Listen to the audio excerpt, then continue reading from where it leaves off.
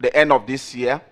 If they've not started operation, probably that contract or the license would be revoked. That is what I'm aware of. And so I wouldn't want to speak to it, but I believe that when you give me the note and I get to the ministry, I will get myself abreast with the issues and I will be able to assist my minister to implement same. Thank you. Super. My next question, just like you rightly said, if you look at Article 79, it clearly defines the work of a deputy minister you are going to assist. And you also told us that you share similar characteristics like your minister. That shows that you can only become effective if your minister delegates you. There are instances that ministers who want to do a one-man show. In the event that you have the same characteristics with your minister, and he decides to run a one-man show, how do you contain that situation? Thank you, Mr. Chairman. Mr. Chairman, knowing my minister, I've known him before coming to this house in 2021. And myself and him, we've worked closely together. We've known ourselves. He knows my capabilities. And I can tell you that this appointment is like a prophecy that has come true.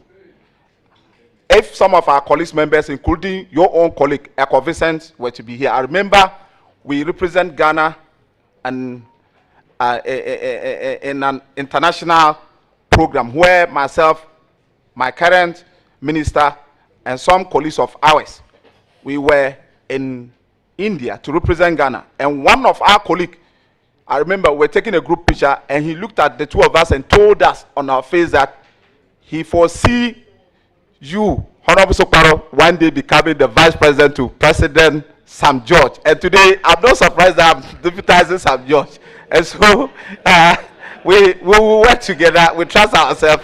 And Mr. President consulted him, he accepted to work with me because he knows what I can do to support him to succeed. So there will not be any cause for alarm. Thank you. Mr. Chairman, I'm sure George will be very happy with this one. Your minister will be very happy. Anyway, I want to assure you that as a committee, we will know you very well. We will give you all the necessary support that we have to give you to succeed as a deputy minister. Maybe the last one is, I can see you full of energy. How do you intend to use this energy to help your minister? Mr. Chairman, the work of an MP, the work of a minister is to implement the government policies. Knowing my minister and the sector that my minister is currently having is so broad to the extent that you would need someone like me who is energetic just like himself to partner him to be able to implement the policy of the government. Thank you. Mr. Chairman, I think I'm done. But just to say congratulations once again.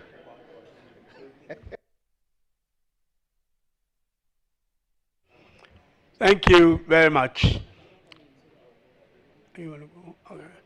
Okay, so now is the turn of the committee members. We've done the subject matter, 2 subject matter. Level 1. You're on the committee, but I know that's fine.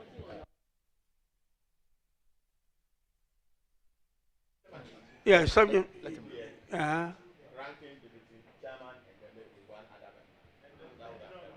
right, okay, I'll just give you the opportunity. Yeah. Go ahead, you have the floor. Okay, thank you, Chairman. Congratulations, my brother. Some time ago, we used to think data as a necessity, internet as a necessity. Now it's a human right. Research shows that 4 million of our people don't have access to internet services. How are you going to partner your minister to reduce this burden on Ghanaians? Thank you very much. Mr. Chairman, I am aware that there is an ongoing rural telephony program being implemented by the ministry.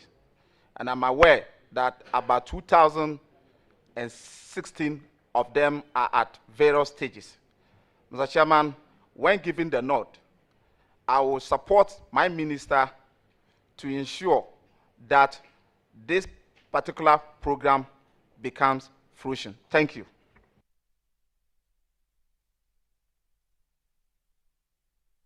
Thank you very much. That was short and nice. Yeah. Okay, so now, Hajia, it's your turn. Please take the floor.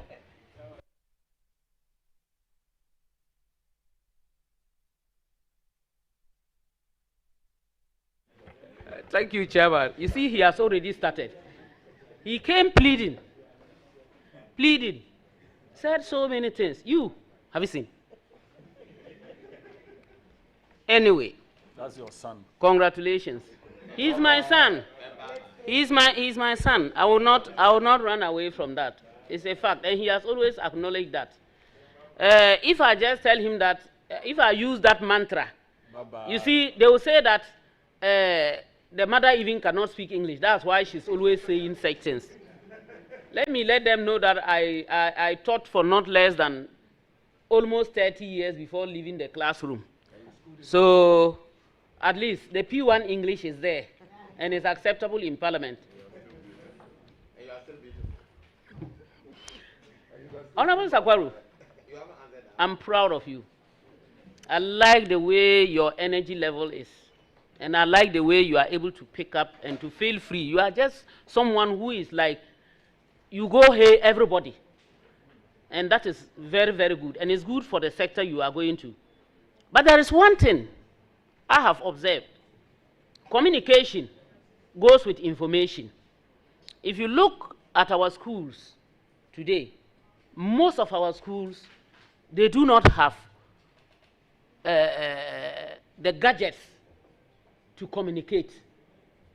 And so there is the need for you, youthful and exuberant as you are, to ensure that you support your minister so that you work hand in hand with the Minister for Information and then the CEO of GFED, where they are able to supply laptops and computers.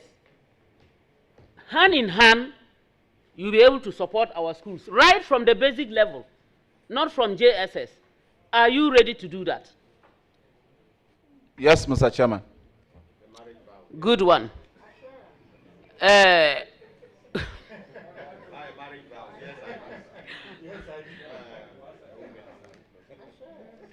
You are from one of the regions of the north. I am also one. We have a very big difficulty. The terms and conditions, especially when it comes to the teaching of IT, and for that matter, information giving becomes a problem. Communication and information become a problem. How will you get our people to understand that it is very, very necessary? We want our children to get into that sector and that they should be supported in that light. I just want you to give me one sentence in which you can get to them, not through your sitting and calling them on phone. No, I don't want that answer. I know that the phones are there.